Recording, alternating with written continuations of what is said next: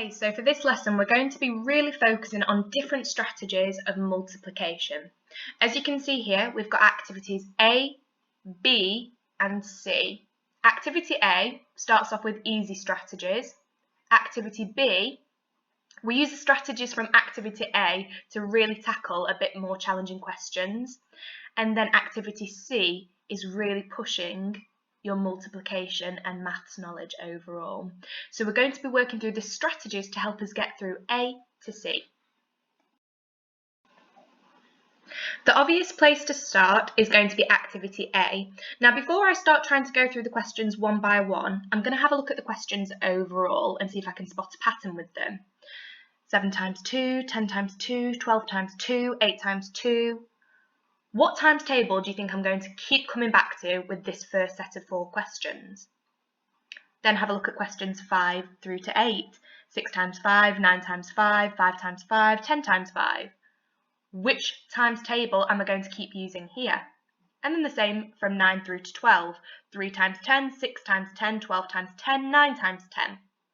I've spotted a pattern through questions 1 to 12 that I'm going to keep coming back to my 2 times tables, my 5 times tables and my 10 times tables. Now the strategies that I would expect people to use for these first 12 questions would involve mental multiplication, perhaps using a number line and maybe even using part whole models. So I'm going to show you that here. For mental multiplication, this comes down to your own practice. This comes down to you becoming more confident with your times tables through practice every single day. You can use times table rock stars, you could practice with a family member, or you could practice independently. Whatever method you choose, become more confident with these times tables that you can see to help you. Now, with question A, we're going to be using our 2 times table, 5 times table, and 10 times table. I'm now going to show you the number line method to solve a multiplication problem. Now number lines can look completely different based on what numbers fall on each increment. As you can see on this number line, it goes up in ones all the way up to 10. On this number line, it goes from 0, 10, 20, and it counts in tens all the way to 100. On this one, it goes from 0 and counts in hundreds all the way up to 1,000. This particular number line goes from 0 and counts in the number 50 all the way to 500. Now the very first question that we are trying to solve is 7 times 2. We recognise that we are going to be using the 2 times table to solve this first question. Okay, so I'm going to create my own number line and I'm going to be writing these answers on each increment. It's going to look something like this. A quick tip, make sure when you're writing your number line to use this method that you always start with 0, otherwise you might not get the correct answer. Okay, this number line is going in the 2 times table, as we can see here. And all I've got to do is start at 0 and count how many jumps. 7, okay, and we're going to do that and see what answer we get. Start at 0, 1, 2, 3, 4, 5, 6, 7. What number did I land on? Fantastic. So 7 times 2, we can easily use a number line to find that the answer would be 14. Okay, I'm now going to show you a part whole diagram to find your multiplication. I want to make it clear that before we get started, your diagram will look different based on what multiplication you're working on. The next question that I'm going to be focusing on is 10 times 2. So you can see this circle right at the top of my part whole model is going to show the whole. This is the answer that I'm looking for. I don't know what the answer is just yet. I'm going to be multiplying it by 2, which is why I have 2 circles coming off from my whole answer. These are the 2 parts, which is why it's called a part whole model. If I was working with something like the 3 times table, let's say, your part whole model might look something like this.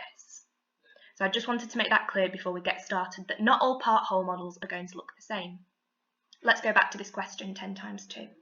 If you come across a question like this, you can always take the number 10 and you can draw it inside, okay?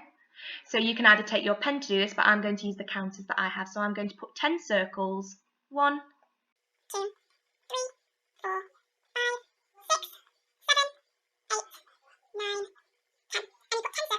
Now, because we're multiplying this by 2, we're going to put another 10 circles on the other side. 1, 2, 3, 4, 5, 6, 7, 8, 9, 10. I really like this method because it is extremely visual. In order to get an answer, you are able to count up how many circles there are altogether. I'm going to do that by counting in 2s to make it a little bit more efficient. So I know my answer to 10 times 2 is going to be 20, and that's what a part-whole model should look like. Now, task B looks more challenging than task A because it contains mystery numbers. However, you can use all of the strategies that we have just looked at in order to solve these problems. If I look at the first question, it is a mystery number multiplied by 2 equals 8. So all I'm going to do is go and have a look at my 2 times tables and look for the answer 8. 2, 4, 6, 8. I found it. Okay. What did I have to multiply by 2 in order to get 8? 4. You've found your mystery number. So the more that you strengthen your mental multiplication, the easier this is going to be. Now, to work out question C, this is where the challenge comes in, as now we are including brackets in our maths. All the brackets mean is that you've got to solve those first. So let's start with this first bracket, 4 multiplied by 2. Use your mental strategies, your number lines, or your part-whole models to find the answer. 4 times 2 is 8. Then we're going to work out this bracket, 7 times 10. Again, use your strategies from before. 7 times 10 is 70. So I've got 8 and I've got 70. Those are my answers. And the final thing that I've got to do is add them together. What is 8 add 70? 78. Fantastic. So the answer to question number 1 is 78. Carry on doing this throughout all of these questions and make sure you look carefully to see whether you're going to be adding your answers or subtracting your answers.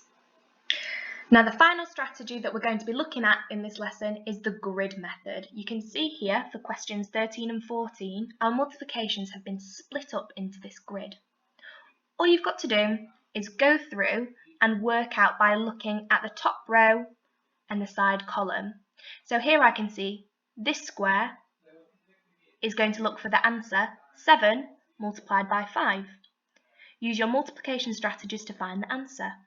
Going across to the next one, it's going to be looking for 2 multiplied by 7.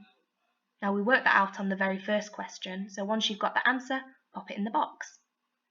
Then it's going to be 10 multiplied by 7 and pop your answer in this box. Keep looking at the rows and the columns and writing your answers in each square.